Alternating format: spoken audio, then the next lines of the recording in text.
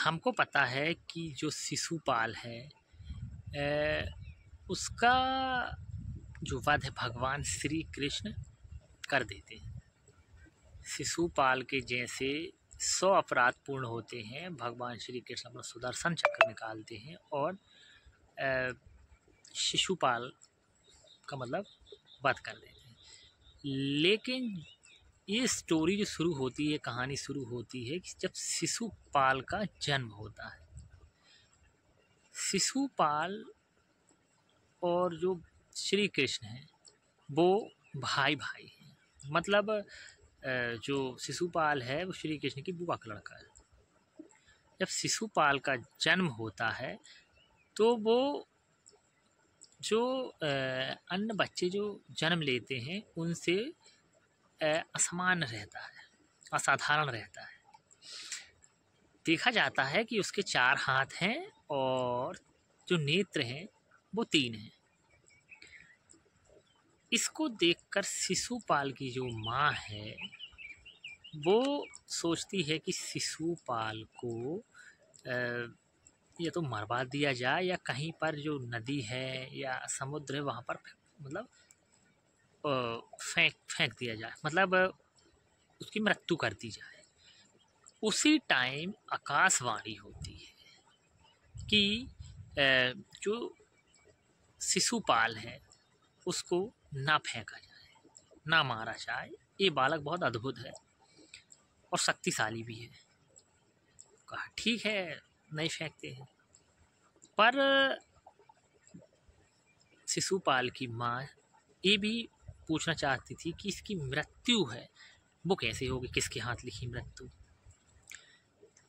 तो आकाशवाणी जब हुई और उसमें बताया गया कि जिसकी गोद में इसके दोनों हाथ, मतलब 4 हाथ थे शिशुपाल के, 2 हाथ यदि झड़ जाते हैं और इसका जो नेत्र है, जो एक नेत्र और माथे में था वो नेत्र है, वो भी झड़ जाता है या गिर जाता है तो समझ लीजिएगा कि इसकी जो मृत्यु है उसी के हाथ है।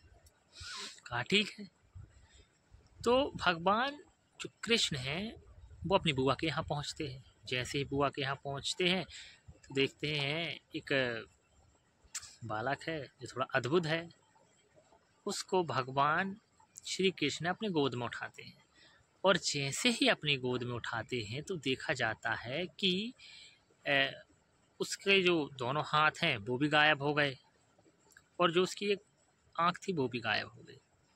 तो शिशुपाल की जो माँ है वो समझ गई कि इसकी मृत्यु कृष्ण के हाथों होना है। तो अब माँ है तो शिशुपाल की माँ ने कृष्ण से, मतलब जो कृष्ण की जो बुआ है, उन्होंने बोला कि कृष्ण तुम मेरे बेटे को मारना मत, क्योंकि तुम्हारा भाई है, भाई को मार दोगे क्या। तो कहा ठीक है, मैं नहीं मारूंगा उसको। तो एक वरदान है वो देते हैं, वो ये वरदान देते हैं कि जो शिशुपाल है वो जब तक जीवित है, जब तक इसके जो 100 अपराध हैं वो पूर्ण नहीं हो जाते, मतलब मैं इसको 100 अपराधों तक क्षमा करता रहूँगा। या तो ये 100 अपराध अपने आज ही पूर्ण कर ले या अपने जीवन भर में पूर्ण कर ले, मैं इसको नहीं मारूंगा। कहा ठीक है। पर शिशुपाल तो अड़ियल था, तब भी भगवान कृष्ण को मिलता, जहाँ भी मिलता, जिस सभा में भी मिलता, उनका अपमान, तिरस्कार और न जाने क्या क्या कहता। कहीं उनको छलिया बोलता, कहीं उनको कामी बोलता, कहीं उनको रणछोड़ बोलता, कहीं उनको दुष्ट बोलता, पता नहीं क्या क्या भगवान श्री कृष्ण को बोलता। और जैसे जैसे जो शिशुपाल की जो 100 की गिनती थी वो घटती जा रही थी तो उसके जो अपराध हैं वो पूर्ण होते जा रहे थे। मतलब जो भगवान ने 100 अपराध माफ़ करने की जो गिनती दी थी वो घटती जा रही थी। पर उस गिनती का अंत तब होता है जब जो युधिष्ठिर है अनुष्ठान करते हैं और सभी राजाओं महाराजाओं को बुलाया जाता है। इसमें शिशुपाल भी आता है। शिशुपाल आता है और जैसे ही भगवान कृष्ण को देखता है उसका माथा ठनक जाता है और गुस्से से वो लाल हो जाता है। और गुस्से से तब और लाल जब होता है जब उसको पता चलता है कि अग्र पूजा है वो भगवान कृष्ण की होनी है। तब वो अपने उन अपराधों की सारी सीमाएं लांघ जाता है।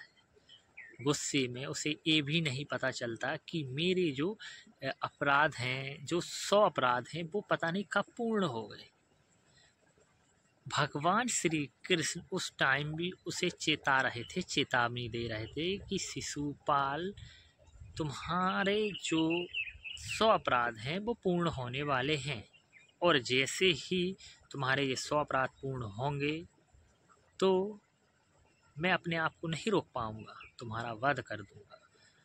और उसी भरी सभा में भगवान श्री कृष्ण ने अपने सुदर्शन चक्र से शिशुपाल का वध कर देते और शिशुपाल की जो 100 अपराध थे वो पूर्ण हो जाते। यदि शिशुपाल चाहता तो भगवान से बैर न करता, उनसे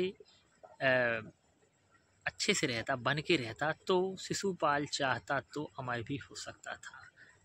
पर उसके घमंड ने और भगवान से ईर्ष्या कर रहा था, तो वहाँ वो मृत्यु द्वार पर आ गया और भगवान ने शिशुपाल का वध कर दिया।